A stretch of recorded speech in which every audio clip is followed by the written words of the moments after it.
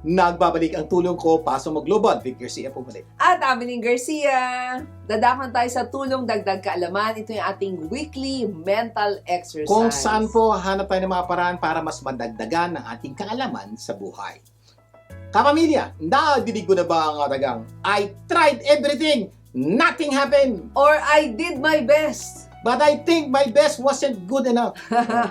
Talagang wala nang solusyon ng aking problema. Yun ang kanyang mindset. Yan po, may mga tao pong, ang dalas ko pong madinig yung salita, I tried everything, ginawa ko na lahat. Lalo na po sa mga mag-asawa maghihiwalay, palagi po sinasabi, ginawa na namin lahat, o ginawa ko na lahat. Wala talagang pag-asa yung lalaki niyan, o walang pag-asa yung babae niya, kaya itigil na natin ito. Yun po sinasabi, I tried everything. Ang tanong, ikaw na nanonood, may problema ka bang ang tagal mo nang sinusolusyonan pero pakiramdam mo walang nangyayari? Kaya kuminsan, ang sabi mo, parang hindi ko na yata kaya. Parang Totoo po. antayan na.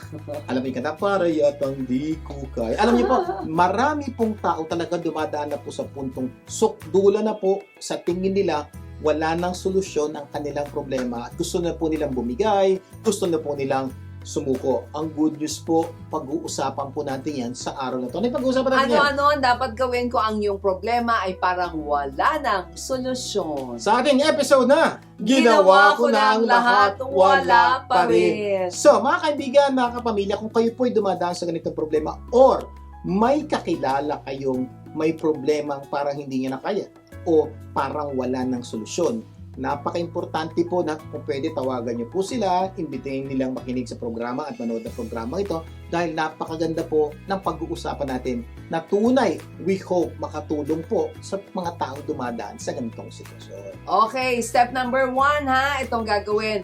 Maniwala ka na lahat ng problema ay may solusyon. Yan po ang isang unang-unang gusto po namin i-share po sa inyo.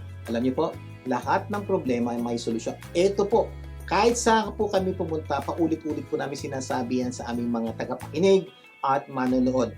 Lahat ng problema ay may solusyon. Siguro kaya mo lang nasasabi na ginawa ko na ang lahat, I did my best, but my best wasn't good enough kasi malamang hindi mo lang alam ang solusyon o hindi mo pa inaalam. Dinami po natin ha.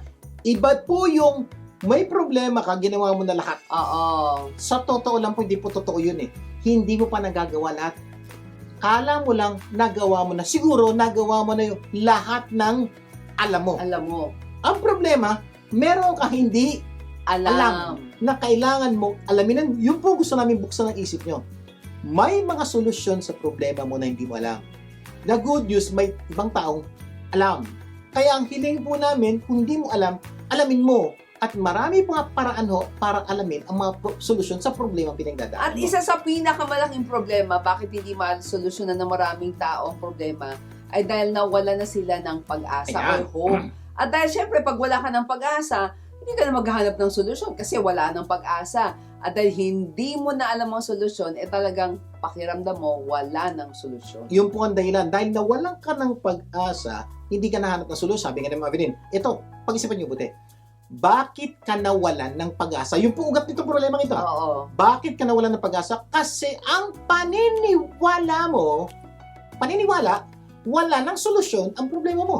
At dahil wala ng solusyon ang problema mo, nawalan ka na ng pag-asa. Kaya ang step number 1 tinuturo namin sa inyo, kung tingin mo, parang wala ng solusyon ng problema mo, erase.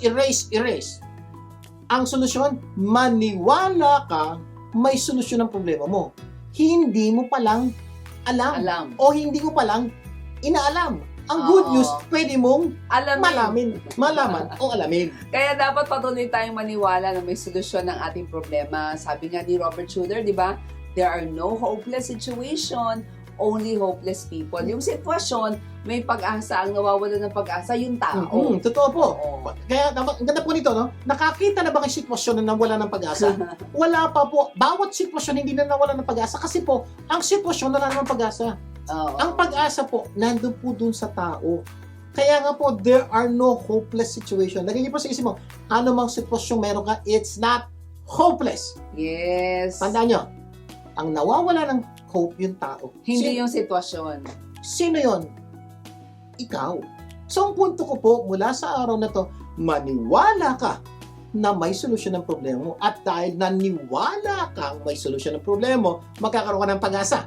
At dahil may pag-asa ka na, maghahanap ka ng solusyon. At malamang, makita mo. Kaya tanungin mo yung sarili mo kung talaga bang you tried everything. Eh di gawin mo, isulat mo ang lahat ng sinubukan mo. Yan. Diba? Ito po yung madalas na ginagawa po naming workshop sa mga taong, Sir, maghiwalay na kami. Bakit? Sinubukan na po namin lahat. Wala pa rin. Sige ka ako, kung totoo yan, sinubukan niyo lahat. Pakisulat nga lahat ng sinubukan niya. Alam niyo, number 1 po na ko na. Oo nga. Hindi Ano nila nga ba? maisulat. May ibang grupo naman na isulat. 1, 2, 3, 4, 5. Oh, ilan yan? 5 yung sinubukan mo. Ito, nasubukan mo na. Ito. So, hindi mo pa nasusubukan lahat. So, what we're trying to tell the person is, don't say na sinubukan mo na lahat kasi it gives justification to your decision. Ayoko na. Kasi Yes. sinubukan ko na. Pero sa totoo lang, Hindi pa. bihirang-bihira po yung talaga sinubukan mo na lahat kasi kadalasan po, marami pa tayo hindi nasusubukan. Hindi lang natin alam. At pag nalaman natin, ay, oo nga, hindi ko nagagawa to. Baka pag ginawa mo yun ang susolusyon sa problema mo. Kaya kapag pagka sinasabi mo hindi pa, mas magandang practice na you write it down, di ba? Kasi pagka ganun, magkakaroon ka ulit ng pag-asa Uy! na may solusyon pala yung problema ko. Hindi ko nagawa to. Ay, pwede pala to. Ay, ito pa. Ang dami ko pa palang di nagagawa.